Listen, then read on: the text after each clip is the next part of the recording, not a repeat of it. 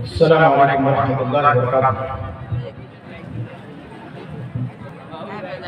الحمد للہ کفی والسلام علی عبادہ الذین اصطفیٰ، اما بعد فقد قال اللہ تعالی فی القرآن المجید اعوذ باللہ من الشیطان الرجیم یا ایھا الذین آمنوا ادخلوا فی السلم کافۃ ولا تتبعوا خطوات الشیطان انه لکم عدو مبین۔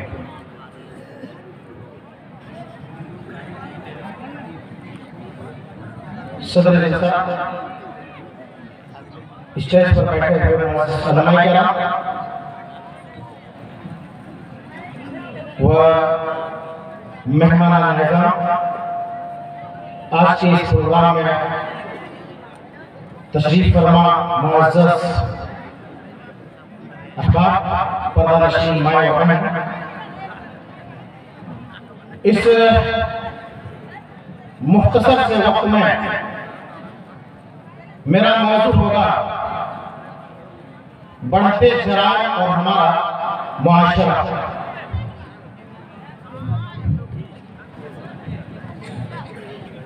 قرآن مجید کی آیت میں نے پڑھی ہے، سورہ بقرہ آیت نمبر 208۔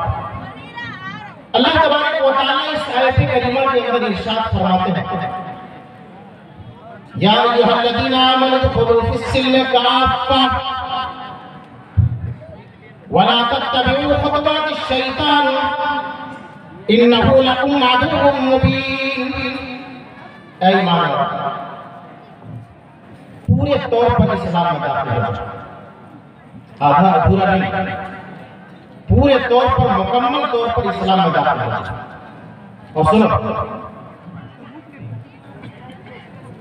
شیطان کی اتباع مت کرنا، شیطان کی پیروی مت کرنا، ولا تتبعوا خطوات الشیطان۔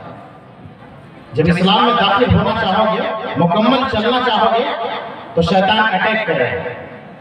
اللہ کتنا رحیم ہے، اللہ اپنے بندوں پر کتنا رحم کرنے والا ہے۔ وہ بتا رہا ہے کہ یہ مذہب اسلام جو اللہ کے نزدیک سب سے پیارا دین ہے، اس مذہب پر چلو، اس مذہب کو اپناؤ، پورے طور پر اس پر داخل ہو جاؤ۔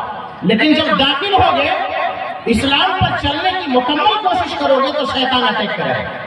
کیوں اٹیک کرے گا؟ شیطان تمہارا کھلا ہوا دشمن ہے، انہ لکم عدو مبین۔ شیطان تمہارا کھلا ہوا دشمن ہے، شیطان سے سترک رہنا۔ آج موجودہ حالات میں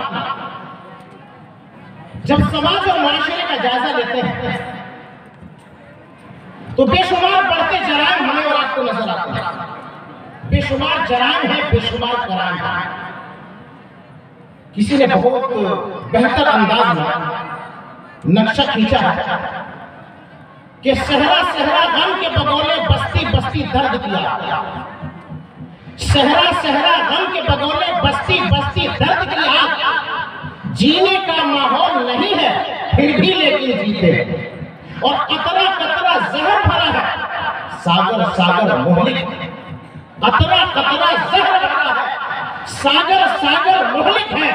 یہ سب کچھ معلوم ہے لیکن پیاس لگی ہے پیتے۔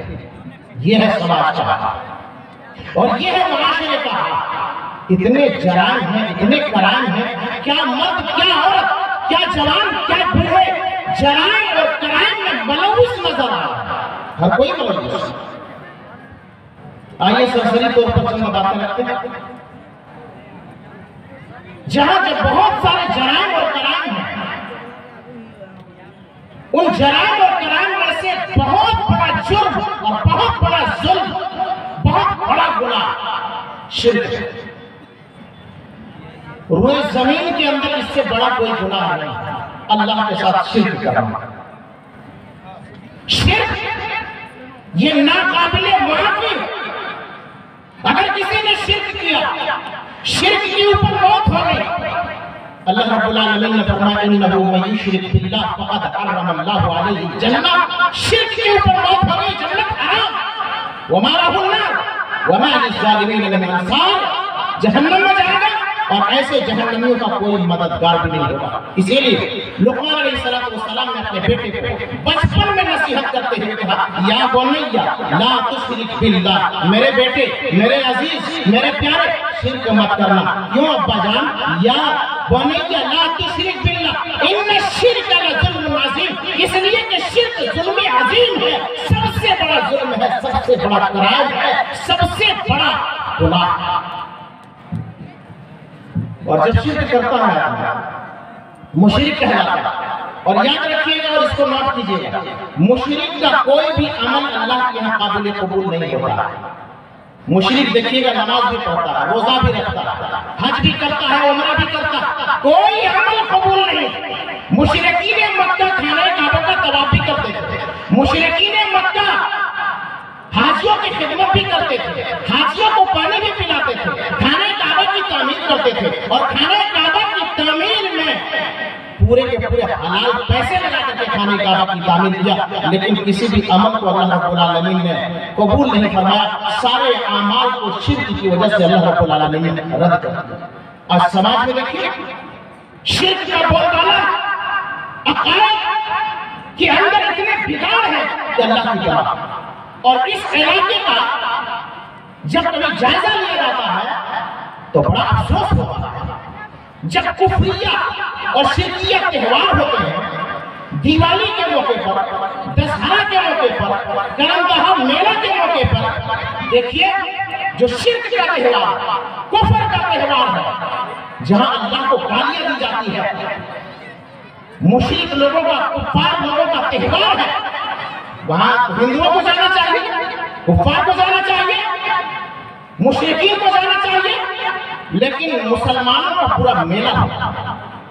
مسلمانوں کے یہاں مہمان بھی آتے ہیں، کثرت سے آتے ہیں، میلے لگتے ہیں، وہاں جا کر کے دکانیں بھی لگتے ہیں، وہاں جا کر کے جمگھٹے لگاتے ہیں، وہاں جا کر کے خریداری بھی کرتے ہیں، وہاں جا کر کے ان کا تعاون کرتے ہیں۔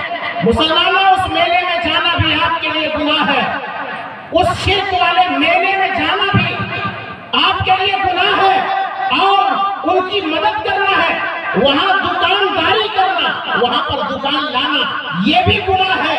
آپ نہیں شریک ہو سکتے ہیں، آپ اس میلے میں شریک نہیں ہو سکتے ہیں۔ مجھے یاد ہے چند سالوں پہلے دبئی اسلامک دعوت سینٹر والوں نے کرم دہا میلہ کے موقع پر ایک پروگرام رکھ دیا تھا اندوا کے اندر، تاکہ مسلمانوں کو روک سکوں میلے جانے سے، لیکن جب پروگرام رکھا گیا تو کوئی بھی مسلمان پروگرام کے اندر، مسجد کے اندر نہیں آیا، سارے کے سارے میلے نکل گئے۔ یہ مسلمانوں کی حالت، یہ جرم ہے، یہ افسوسناک ہے۔ کس کے لیے افسوسناک؟ سماج کے اندر جہاں بہت سارے جرائم پائے جاتے ہیں، ان میں سے ایک بہت بڑا جرم ہے سود۔ سود اللہ تبارک و تعالیٰ کی نظر میں بہت بڑا گناہ، بہت بڑا جرم ہے۔ بہت سارے جرائم اور کرائم جو آپ دیکھ رہے ہیں، ان میں سے شرک کے بعد ایک بہت بڑا جرم سود ہے۔ سود کے تعلق سے اللہ تبارک و تعالیٰ نے قرآن کے اندر سود کی حرمت نازل کی۔ سود کو اللہ رب العالمین نے حرام کیا۔ حرام کرتے ہوئے اللہ تبارک و تعالیٰ نے قرآن مجید سورہ بقرہ کے اندر سود سے اجتناب کرنے کا حکم دیا، بچنے کا حکم دیا، اور پھر آگے کہا کہ اگر تم سود سے نہیں بچتے ہو، اگر تم سود سے نہیں بچتے ہو، فَأْذَنُوا بِحَرْبٍ مِّنَ اللَّهِ وَرَسُولِهِ، آ جاؤ اللہ سے اور اس کے رسول سے لڑنے کے لیے تیار ہو جاؤ، آ جاؤ میدان۔ اتنی بڑی بات کہ یہ بات سن کر کے دل دہل جاتا، جس کے دل کے اندر ایمان کا شائبہ بدل کے روڑ کے کھڑے ہو جاتا، کلیجہ منہ کو آ جاتا۔ اتنی بڑی بات، اتنی خطرناکی، اتنی سنگینی، شرک کے بعد کسی گناہ کے بارے میں اتنا خطرناک اعلان اللہ رب العالمین نے نہیں کیا جتنا خطرناک اعلان جو ہے سود کے بارے میں۔ اللہ نے کہا کہ اگر تم سود نہیں چھوڑتے ہو تو آ جاؤ اللہ سے لڑو، اور اللہ کے رسول صلی اللہ علیہ وسلم سے لڑو، لڑنے کے لیے تیار ہو جاؤ۔ ہے کسی کے اندر ہمت؟ ہے کسی کے اندر طاقت اللہ سے لڑنے کی، رسول اللہ صلی اللہ علیہ وسلم سے لڑنے کی، جنگ کرنے کی؟ اور آگے سنو، اور آگے سنو، زمین پیروں کے نیچے سے سرک جائے گی۔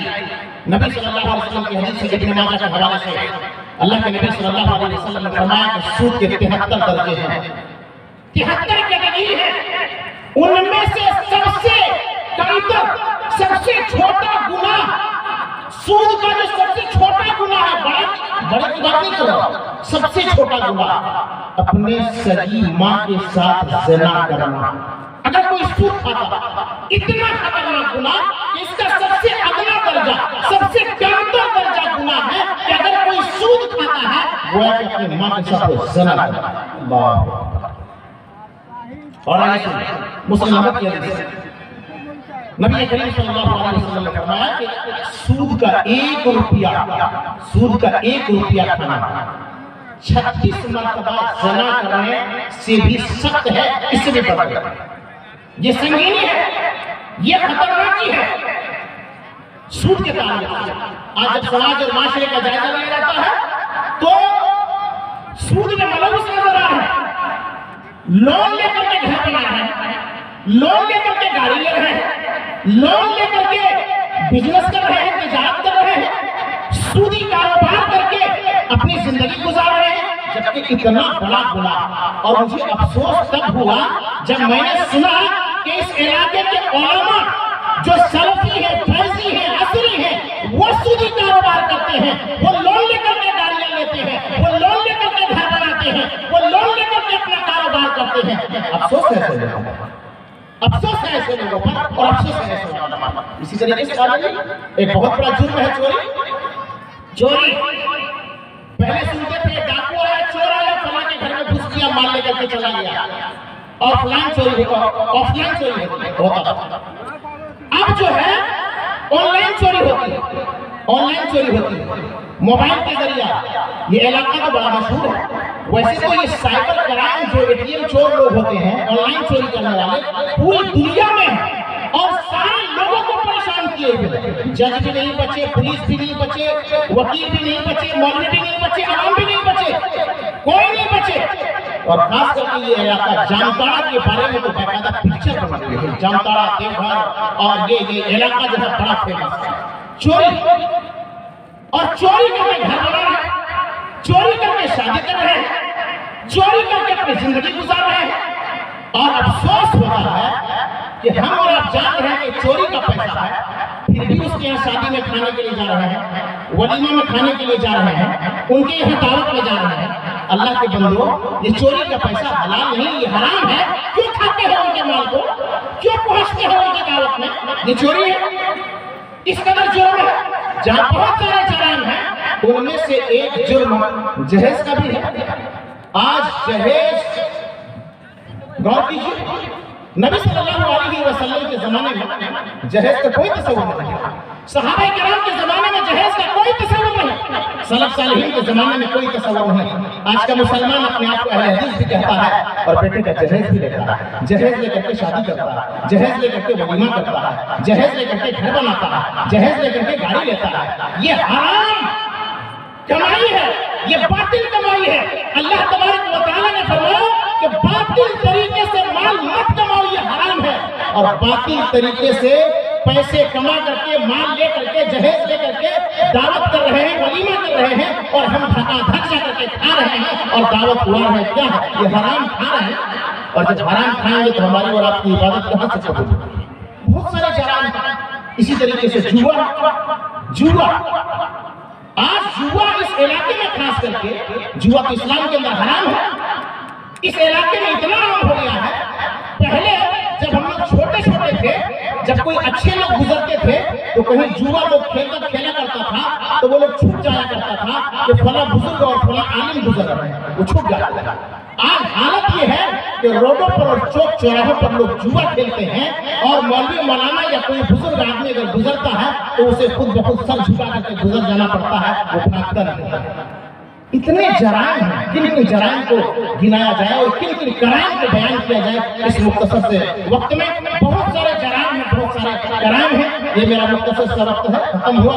اللہ رب العالمین سے دعا ہے اللہ تبارک و تعالی ہم سب کو ہر طرح کے جرائم اور کرائم سے بچنے کی توفیق عطا فرمائے اور قرآن اور حدیث کے مطابق اسلامی طریقے کے مطابق ہمیں اور آپ کو زندگی گزارنے کی توفیق عطا فرمائے اور ہم سب کو پورے طور پر اسلام میں داخل ہونے کی توفیق نصیب عطا فرمائے.